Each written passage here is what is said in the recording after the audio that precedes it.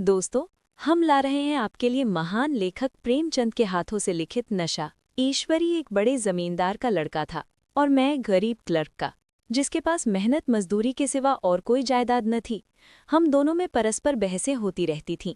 मैं जमींदारी की बुराई करता, उन्हें हिंसक पशु और खून चूसने वाली जोंक और वृक्षों की चोटी पर फूलने वाला बंझा कहता। वो जमींदारों का पक्ष लेता, पर स्वभावतः उसका पहलू कुछ कमजोर होता था, क्योंकि उसके पास जमींदारों के अनुकूल कोई दलील न थी। वो कहता कि सभी मनुष्य बराबर नहीं होते, छोटे बड़े हमेशा होते रहते हैं और होते रहेंगे। लचर दलील थी। किसी मानुषीय या नैतिक नियम से इस व्यवस्था का औचित्य सिद्ध करना कठिन था।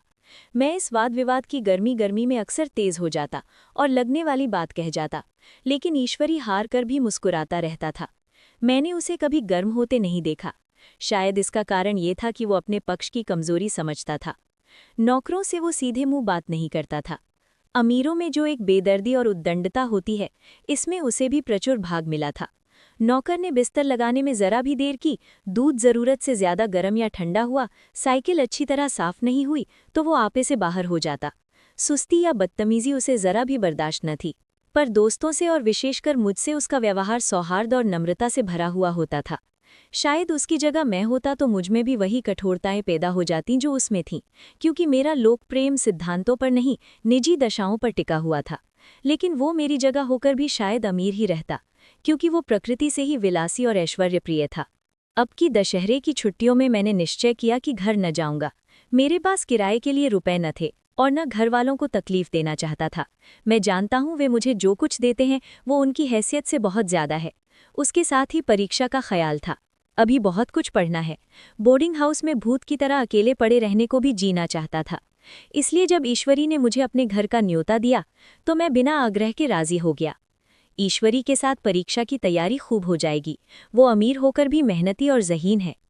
उसने इसके साथ ही कहा, लेकिन भाई एक बात का ख्याल रखना, वहां अगर जमींदारों की निंदा की तो मामला बिगड़ जाएगा और मेरे घर वालों को बुरा लगेगा। वो लोग तो असामियों पर इसी दावे से शासन करते हैं कि ईश्वर ने असामियों को उनकी सेवा के लिए ही पैदा किया है। असामी भी यही समझता है। अगर उसे सुझा दिया जाए कि जमींदार और असामी में कोई मौलिक भेद नहीं है तो जमींदारी का कहीं पता न लगे। मैंने कहा, तो क्या तुम समझते हो कि मैं वहां जाकर कुछ और हो जाऊंगा? हाँ, मैं तो यही समझता हूँ। तुम गलत समझते हो। ईश्वरी ने इसका कोई जवाब न दिया। कदाचित उसने इस मामले को मेरे विवेक पर छोड़ दिया और बहुत अच्छा किया। अगर वो अपनी बात पर अड़ता तो मैं भी जिद पकड़ लेता। सेकंड क्लास तो क्या, मैंने कभी इंटर क्लास में भी सफ़र न किया था।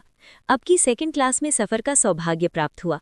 गाड़ी तो 9 बजे रात को आती थी, पर यात्रा के हर्ष में हम शाम को स्टेशन जा पहुंचे। कुछ देर इधर उधर सैर करने के बाद रिफ्रेशमेंट रूम में जाकर हम लोगों ने भोजन किया। मेरी वेशभूषा और रंगढंग से पारखी खानसामों को ये पहचानने में देर न लगी कि मालिक कौन है और पिछलग्गू कौन। लेकिन न जाने क्यों मुझे उनकी गुस्ताखी बुरी लग रही थी। पैसे ईश्वरी की जेब से गए। शायद मेरे पिता को जो वेतन मिलता है उससे ज्यादा इन खानसामों को इनाम इकराम में मिल जाता हो। एक अठन्नी तो चलते समय ईश्वरी नहीं दी। फिर भी मैं उन सबों से उसी तत्परता और विनय की अपेक्षा करता था जिससे वे ईश्वरी की सेवा कर रहे थे। ईश्वरी के हुक्म पर सब के सब दौड़ते हैं, लेकिन मैं कोई चीज मांगता हो तो उतना उत्साह नहीं दिखाते। मुझे भोजन में कुछ स्वाद न मिला। ये भेद मेरे ध्यान को संपूर्ण रूप से अपनी ओर खींचे हुए था। गाड़ी आई, हम दोनों सवार हुए। खानसामों ने ईश्वरी को सलाम किया, मेरी ओर देखा भी नहीं। ईश्वरी ने कहा, कितने तमीजदार हैं ये सब, एक हमारे नौकर हैं कि कोई काम करने का ढंग नहीं। मैंने खट्टे मन से कहा, इसी तरह अगर तुम अपने नौकरों को भी 8 आने रोज इनाम दिया करो तो शायद इनसे ज्यादा तमीजदार हो जाएं। तो क्या तुम समझते हो ये सब केवल इनाम के लालच से इतना अदब करते हैं? जी नहीं, कदापि नहीं। तमीज और अदब तो इनके रक्त में मिल गया है। गाड़ी चली। डाक थी। प्रयाग से चली तो प्रतापगढ़ जाकर रुकी। एक आदमी ने हमारा कमरा खोला। मैं तुरंत चिल्ला उठा, दूसरा दर्जा है, सेकंड क्लास है। उस मुसाफिर ने डिब्बे के अंदर आकर मेरी ओर एक विचित्र उपेक्षा की दृष्टि से कहा, जी हाँ, सेवक इतना समझता है, और बीच वाले बर्थ पर बैठ गया। मुझे कितनी लज्जा आई कह नहीं सकता। भोर होते होते हम लोग मुरादाबाद पहुंचे। स्टेशन पर कई आदमी हमारा स्वागत करने के लिए खड़े थे। 2 भद्र पुरुष थे, 5 बेगार। बेगारों ने हमारा लगेज उठाया। दोनों भद्र पुरुष पीछे पीछे चले। एक मुसलमान था रियासत अली, दूसरा ब्राह्मण था राम हरख। दोनों ने मेरी ओर अपरिचित नेत्रों से देखा, मानो कह रहे हैं, तुम कौवे होकर हंस के साथ कैसे?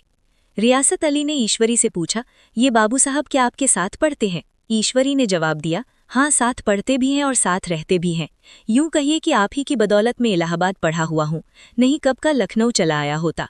अब कि मैं इन्हें घसीट लाया। इनके घर से कई तार आ चुके थे, मगर मैंने इनकारी जवाब दिलवा दिए। आखिरी तार तो अर्जेंट था, जिसकी फीस 4 आने प्रति शब्द है, पर यहाँ से भी उसका जवाब इनकारी ही गया। दोनों सज्जनों ने मेरी ओर चकित नेत्रों से देखा, आतंकित हो जाने की चेष्टा करते जान पड़े। रियासत अली ने अर्धशंका के स्वर में कहा, लेकिन आप बड़े सादे लिबास में रहते हैं। ईश्वरी ने शंका निवारण की, महात्मा गांधी के भक्त हैं साहब, खद्दर के सिवा कुछ पहनते ही नहीं, पुराने सारे कपड़े जला डाले। यूं कहो कि राजा हैं, 2.5 लाख सालाना की रियासत है, पर आपकी सूरत देखो तो मालूम होता है अभी अनाथालय से पकड़ कर आए हैं। राम हरख बोले, अमीरों का ऐसा स्वभाव बहुत कम देखने में आता है, कोई भांप ही नहीं सकता। रियासत अली ने समर्थन किया, आपने महाराजा चांगली को देखा होता तो दांतों तले उंगले दबाते। एक गाढ़े की मिर्जाई और चमरौधे जूते पहने बाजारों में घूमा करते थे। सुनते हैं एक बार बेगार में पकड़े गए थे और उन्हीं ने 10 लाख से कॉलेज खोल दिया। मैं मन में कटा जा रहा था, पर न जाने क्या बात थी कि ये सफ़ेद झूठ उस वक्त मुझे हास्यास्पद न जान पड़ा। उसके प्रत्येक वाक्य के साथ मानो मैं उस कल्पित वैभव के समीपतर आता जाता था। मैं शहसवार नहीं हूँ, हाँ, लड़कपन में कई बार लद्दू घोड़ों पर सवार हुआ हूँ। यहाँ देखा तो 2 कलान रास घोड़े हमारे लिए तैयार खड़े थे। मेरी तो जान ही निकल गई।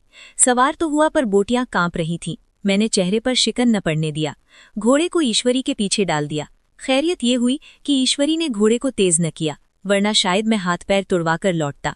संभव है ईश्वरी ने समझ लिया हो कि ये कितने पानी में है। ईश्वरी का घर क्या था? किला था। इमाम बाड़े का सा फाटक, द्वार पर पहरेदार टहलता हुआ, नौकरों का कोई हिसाब नहीं, एक हाथी बंधा हुआ। ईश्वरी ने अपने पिता, चाचा, ताऊ आदि सबसे मेरा परिचय कराया, और उसी अतिशयोक्ति के साथ ऐसी हवा बांधी कि कुछ न पूछिए। नौकर चाकर ही नहीं, घर के लोग भी मेरा सम्मान करने लगे। देहात के जमींदार, लाखों का मुनाफा, मगर पुलिस कांस्टेबल को अफसर समझने वाले कई महाशय तो मुझे हुजूर हुजूर कहने लगे। जब जरा एकांत हुआ तो मैंने ईश्वरी से कहा, तुम बड़े शैतान हो यार, मेरी मिट्टी क्यों पलीद कर रहे हो? ईश्वरी ने दृढ़ मुस्कान के साथ कहा, इन गधों के सामने यही चाल जरूरी है, वरना सीधे मुंह बोलते भी नहीं। जरा देर के बाद नाई हमारे पांव दबाने आया। कुंवर लोग स्टेशन से आए हैं, थक गए होंगे। ईश्वरी ने मेरी ओर इशारा करके कहा, पहले कुंवर साहब के पांव दबा। मैं चारपाई पर लेटा हुआ था। मेरे जीवन में ऐसा शायद ही कभी हुआ हो कि किसी ने मेरे पांव दबाए हों। मैं इसे अमीरों के चोंचले, रईसों का गधापन और बड़े आदमियों की मुठमर्दी और जाने क्या क्या कहकर ईश्वरी का परिहास किया करता, और आज मैं पोतड़ों का रईस बनने का स्वांग भर रहा था। इतने में 10 बज गए। पुरानी सभ्यता के लोग थे। नई रोशनी अभी केवल पहाड़ की चोटी तक पहुंची पाई थी। अंदर से भोजन का बुलावा आया। हम स्नान करने चले। मैं हमेशा अपनी धोती खुद छांट लिया करता था, मगर यहाँ मैंने ईश्वरी की ही भांति अपनी धोती भी छोड़ दी। अपने हाथों अपनी धोती छांटने शर्म आ रही थी। अंदर भोजन करने चले। हॉस्टल में जूती पहने मेज पर जा डटते थे। यहाँ पांव धोना आवश्यक था।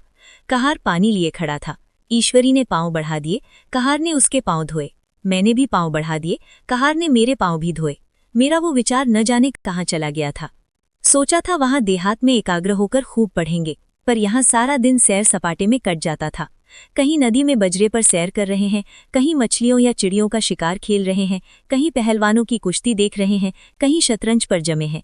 ईश्वरी खूब अंडे मंगवाता और कमरे में स्टोव पर आमलेट बनते। नौकरों का एक जत्था हमेशा घेरे रहता। अपने हाथ पांव हिलाने की कोई जरूरत नहीं, केवल जुबान हिला देना काफी है। नहाने बैठो तो आदमी नहलाने को हाजिर, लेटो तो आदमी पंखा झलने को खड़े। मैं महात्मा गांधी का कुंवर चेला मशहूर था। भीतर से बाहर तक मेरी धाक थी। नाश्ते में जरा भी देर न होने पाए, कहीं कुंवर साहब नाराज न हो जाएं। बिछावन ठीक समय पर लग जाए, कुंवर साहब का सोने का समय आ गया। मैं ईश्वरी से भी ज्यादा नाजुक दिमाग बन गया था, या बनने पर मजबूर किया गया था। ईश्वरी अपने हाथ से बिस्तर बिछा ले, लेकिन कुंवर मेहमान अपने हाथों से कैसे अपना बिछावन बिछा सकते हैं? उनकी महानता में बट्टा लग जाएगा।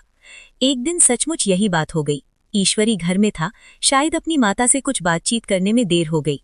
यहाँ 10 बज गए। मेरी आंखें नींद से झपक रही थीं, मगर बिस्तर कैसे लगाऊं? कुंवर जो ठहरा। 11:30 बजे मेहरा आया। बड़ा मुंह लगा नौकर था। घर के धंधों में मेरा बिस्तर लगाने की उसे सुध ही न रही। अब जो याद आई तो भागा हुआ आया। मैंने ऐसी डांट बताई कि उसने भी याद किया होगा। ईश्वरी मेरी डांट सुनकर बाहर निकल आया और बोला, तुमने बहुत अच्छा किया, ये सब हरामखोर इसी व्यवहार के योग्य हैं। इसी तरह एक दिन ईश्वरी एक जगह दावत में गया हुआ था। शाम हो गई मगर लैंप मेज पर रखा हुआ था। दिया सलाई भी थी, लेकिन ईश्वरी खुद कभी लैंप नहीं जलाता था। फिर कुंवर साहब कैसे लैंप जलाएं? मैं झुंझला रहा था। समाचार पत्र आया रखा हुआ था, जी उधर लगा हुआ था पर लैंप नदारद। दैव योग से उसी वक्त मुंशी रियासत अली आ निकले। मैं उन्हीं पर उबल पड़ा। ऐसी फटकार बताई कि बेचारा उल्लू हो गया। तुम लोगों को इतनी फिक्र भी नहीं कि लैंप तो जलवा दो। मालूम नहीं ऐसे कामचोर आदमियों का यहाँ कैसे गुजर होता है। मेरे यहाँ घंटे भर निर्वाह न हो। रियासत अली ने कांपते हुए हाथों से लैंप जला दिया। वहाँ एक ठाकुर अक्सर आया करता था, कुछ मन चला आदमी था, महात्मा गांधी का परम भक्त। मुझे महात्मा जी का चेला समझकर मेरा बड़ा लिहाज करता था, पर मुझसे कुछ पूछने संकोच करता था। एक दिन मुझे अकेला देखकर आया और हाथ बांधकर बोला, सरकार तो गांधी बाबा के चेले हैं ना? लोग कहते हैं कि यहाँ स्वराज्य हो जाएगा तो जमींदार नहीं रहेंगे। मैंने शान जमाई, जमींदारों के रहने की जरूरत ही क्या है? ये लोग गरीबों का खून चूसने के सिवा और क्या करते हैं? ठाकुर ने फिर पूछा, तो क्यों सरकार? सब जमींदारों की जमीन छीन ली जाएगी। मैंने कहा, बहुत से लोग तो खुशी से दे देंगे, जो लोग खुशी से ना देंगे उनकी जमीन छीननी ही पड़ेगी। हम लोग तो तैयार बैठे हुए हैं, जो ही स्वराज्य हुआ अपने इलाके आसामियों के नाम हिब्बा कर देंगे। मैं कुर्सी पर पांव लटकाए बैठा था। ठाकुर मेरे पांव दबाने लगा, फिर बोला, आजकल जमींदार लोग बड़ा जुल्म करते हैं सरकार। हमें भी हुजूर अपने इलाके में थोड़ी सी जमीन दे दें तो चलकर वहीं आपकी सेवा में रहें। मैंने कहा, अभी तो मेरा कोई इख्तियार नहीं है भाई, लेकिन जो ही इख्तियार मिला मैं सबसे पहले तुम्हें बुलाऊंगा। तुम्हें मोटर ड्राइवरी सिखाकर अपना ड्राइवर बना लूंगा। सुना उस दिन ठाकुर ने खूब भंग पी और अपनी स्त्री को खूब पीटा और गांव के महाजन से लड़ने पर तैयार हो गया। छुट्टी इस तरह तमाम हुई और हम फिर प्रयाग चले। गांव के बहुत से लोग हम लोगों को पहुंचाने आए। ठाकुर तो हमारे साथ स्टेशन तक आया। मैंने भी अपना पाठ खूब सफाई से खेला और अपनी कुबेरोचित विनय और देवत्व की मुहर हर एक हृदय पर लगा दी। जी तो चाहता था हर एक नौकर को अच्छा इनाम दूं, लेकिन वो सामर्थ्य कहाँ थी। वापसी टिकट था ही, केवल गाड़ी में बैठना था। पर गाड़ी आई तो ठसाठस भरी हुई। दुर्गा पूजा की छुट्टियां भोग कर सभी लोग लौट रहे थे। सेकंड क्लास में तिल रखने की जगह नहीं। इंटर क्लास की हालत उससे भी बदतर। ये आखिरी गाड़ी थी, किसी तरह रुक न सकते थे। बड़ी मुश्किल से तीसरे दर्जे में जगह मिली। हमारे ऐश्वर्य ने वहां अपना रंग जमा लिया, मगर मुझे उसमें बैठना बुरा लग रहा था। आए थे आराम से लेटे लेटे, जा रहे थे सिकुड़े हुए। पहलू बदलने की भी जगह न थी। कई आदमी पढ़े लिखे भी थे। वे आपस में अंग्रेजी राज्य की तारीफ करते जा रहे थे। एक महाशय बोले, ऐसा न्याय तो किसी राज्य में नहीं देखा। छोटे बड़े सब बराबर। राजा भी किसी पर अन्याय करे तो अदालत उसकी गर्दन दबा देती है। दूसरे सज्जन ने समर्थन किया, अरे साहब, आप खुद बादशाह पर दावा कर सकते हैं, अदालत में बादशाह पर डिग्री हो जाती है। एक आदमी जिसकी पीठ पर बड़ा गट्ठर बंधा था, कलकत्ते जा रहा था। कहीं गठरी रखने की जगह न मिलती थी, पीठ पर बांधे हुए था। इससे बेचैन होकर बार बार द्वार पर खड़ा हो जाता। मैं द्वार के पास ही बैठा हुआ था। उसका बार बार आकर मेरे मुंह को अपनी गठरी से रगड़ना मुझे बहुत बुरा लग रहा था। एक तो हवा यूं ही कम थी, दूसरे उस गंवार का आकर मेरे मुंह पर खड़ा हो जाना, मानो मेरा गला दबाना था। मैं कुछ देर तक जब्त किए बैठा रहा। एकाएक मुझे क्रोध आ गया। मैंने उसे पकड़कर पीछे ठेल दिया और 2 तमाचे जोर जोर से लगाए। उसने आंखें निकालकर कहा, क्यों मारते हो बाबूजी, हमने भी किराया दिया है। मैंने उठकर 2-3 तमाचे और जड़ दिए।